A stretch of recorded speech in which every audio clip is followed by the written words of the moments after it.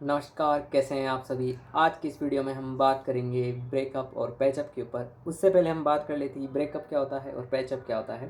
तो आपने general term सुनी होगी, रील्स वगैरह आप देखते होंगे। पहले से इन शब्दों के जो अनुवाद है, जो मतलब है, उससे पहले से आप परिभाषित होंगे, आपको पता होगा पहले से उसके बारे में।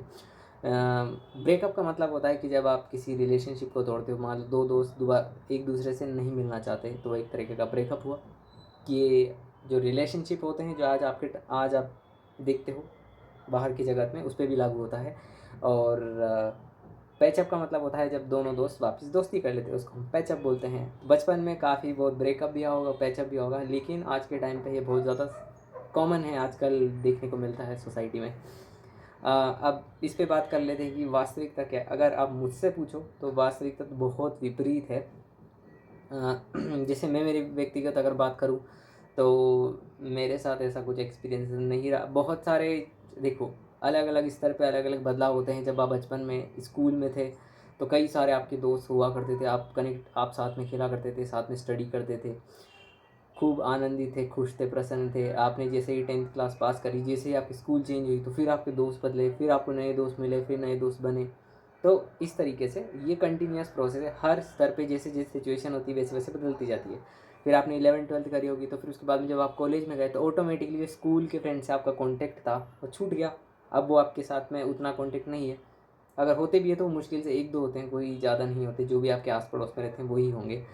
ये भी एक वास्तविकता है। और फिर जब आप कॉलेज में गए होंगे तो कॉलेज में भी आपके बहुत सारे फ्रेंड्स बने होंगे, वहाँ पे आपने बहुत ज़्यादा फ़न किया होगा, आपने आउटिंग करी होगी, बाहर गए होंगे वैसे।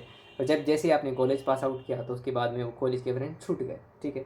और फिर उसके बाद में जब आपने जॉब करी, लेट से आप जॉब करते हो, तो जॉब के फील्ड में भी आपका अच्छा खासा नेटवर्किंग होता है। आपका लोगों से आप सोशलाइज होते हो, आपके बहुत सारे नए नए दोस्त बनते हैं। आप नई सिटी में जाते हो, नई सिटी में फिर आपके दोस्त बनते हैं, जहाँ पर रहते हो वहाँ पे भी आपके दोस्त बनते हैं। तो उस तरीके से फिर नेटवर्क बनता है। लेट से फिर मान लो कि आपने 2 साल वहाँ किसी कंपनी में काम किया और दूसरी जगह आपने फिर स्विच किया किसी दूसरे शहर में, अर्बन एरिया में, तो वहाँ नए दोस्त बनेंगे। तो इन सब को बताने का पूरा मतलब ये है कि परिस्थितियों के हिसाब से चीज़ें बदलती रहती, क्योंकि जीवन परिवर्तनशील है। आप ऐसा नहीं कर सकते किसी भी एक व्यक्ति को बांध के रख सकते हैं, ऐसा नहीं होता। वो अगले की व्यक्तिगत इच्छा है कि वो आपके साथ रहना चाहता है या नहीं रहना चाहता। और एक और भी इससे इसकी भी एक गहराई की आपको एक चीज़ बताऊँ। अगर आपको इस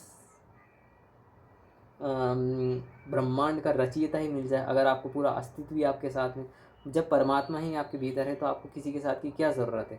जिसने सबको बनाया, जो रचयिता है, वही आपके पास में है, तो क्या ज़रूरत है। ये वही बात है कि आपको इतनी सारी बुक्स पढ़ने की क्या ज़रूरत है, जब उस बुक्स को बनाने वाला ही, जो लिखने वाला लेखक आपके भीतर मौजूद है, वो कवि आपके भीतर मौजूद है, तो क्यों आपको किताब पढ़ने की ज़रूरत है, राइट।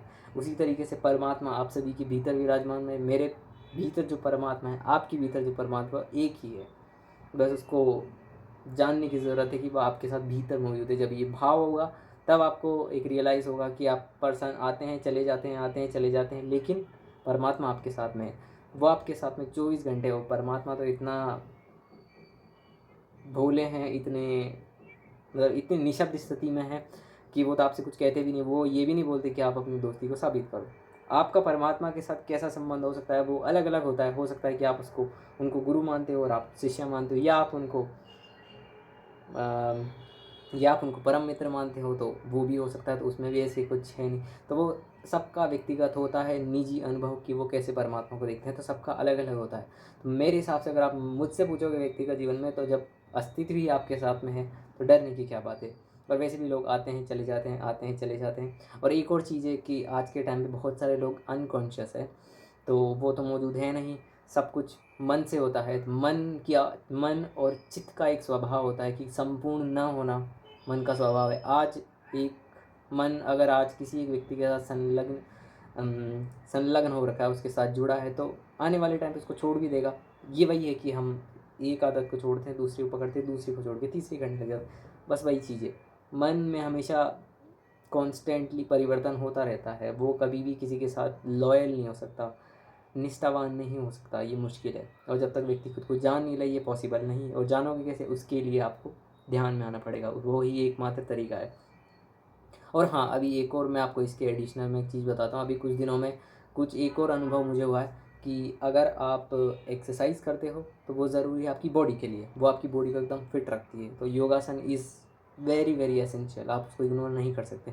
दूसरा होता है प्राणायाम। प्राणायाम से मेरा मतलब है कि जो आप ब्रीदिंग वगैरह करते हो, अगर आपने breathing, fast breathing, normal breathing, कुंभक रेचक होता है, नाड़ी शोधन की कई होती है प्रक्रियाएं, और बहुत सारे अलग अलग होते हैं, अगर आप वो भी आप करते हो तो प्राण, नाम से ही पता पड़ रहा है प्राणायाम, प्राण का आयाम, तो इससे प्राण मजबूत होता है। प्राण मतलब जो आपकी ऑक्सीजन आ रही है जा रही है, अगर पूरी बॉडी में ऑक्सीजन की प्रॉपर सप्लाई आपको करनी है तो वो है प्राणायाम। प्राणायाम जितना आप करोगे उतना बेनिफिशियल है, करेक्ट। और ध्यान ज़रूरी है मन के लिए, वो आपको जब आप ध्यान करते हो तो आपको पता पड़ता है कि आप साक्षी हो, शरीर के भी साक्षी हो, मन के भी आप साक्षी हो, आप उससे पृथक हो, अलग हो, भिन्न। और जब आप खुद की स्थिति में आ जाते हो तो परमात्मा और आप में ज़्यादा अंतर नहीं, आप दोनों एक ही हो। यूँ समझ लो कि बूंद सागर से आई है तो बूंद सागर से अलग नहीं है। कौन कौन वास्तविकता है, बूंद या सागर? सागर अस्तित्व है, सागर वास्तविकता है, वो रियलिटी है, बस उसको पहचानने की ज़रूरत है, राइट। तो कोशिश करिए कि इस यही एकमात्र तरीका है, आनंदित होने का एकमात्र तरीका है वो यही है, इसके अलावा हो ही नहीं सकता, ना तो कोई दूसरा तरीका था, ना है, ना होगा। ओके, तो बस ये छोटा सा टॉपिक था। तो ब्रेकअप, लोग आते हैं चले जाते हैं, आते हैं चले जाते हैं। एक और चीज़, अपने परिवार का साथ कभी मत छोड़िए, क्योंकि परिवार ऐसी चीज़ है कि जैसे अगर आप ये डिसीजन लेते हो कि आप परिवार से अलग हो कि आप खुश हो सकते हो, आनंदित हो सकते हो, वो भी किसी व्यक्ति विशेष के लिए आपने छोड़ा या खुद के लिए भी छोड़ा, तो आप नहीं हो सकते। आपका वही हाल होगा जैसे आपने कभी देखा होगा कि जब पेड़ों की कटिंग करी जाती है, जब स्पेशली जब फेब जनवरी फरवरी के आसपास, बसंत के आने से पहले, पतझड़ का मौसम होता है, जब वहाँ पे कटिंग करी जाती है तो जिस डाल को काटा जाता है पेड़ से, वो सूख के अलग हो जाती है। और मतलब बिल्कुल वैसा ही है, आपका जीवन भी वैसे ही हो जाएगा। अगर आपने डिसाइड कर लिया ना कि मैं अपने पेरेंट्स को छोड़ के कहीं दूर चला जाऊँगा किसी भी एक व्यक्ति के साथ में, तो आपका जो जीवन है वो वैसा ही एकदम कोई आनंद नहीं रहेगा, कोई भी नयापन नहीं रहेगा, नवीनता नहीं रहेगी, आनंद नहीं रहेगा, दुख हमेशा रहेगा। तो वो चीज़ है, परिवार को मत छोड़िए, मैं भी कहता हूँ तो भी मत छोड़िए, क्योंकि परिवार ही समथिंग, पेरेंट्स है समथिंग जो आपको नहीं छोड़नी। उनके साथ रहिए, बाकी खुश रहिए, आनंदित रहिए, प्रसन्न रहिए। जब परमात्मा ने ही सब कुछ कर रहा है तो फिर हम कौन होते हैं कुछ करने वाले।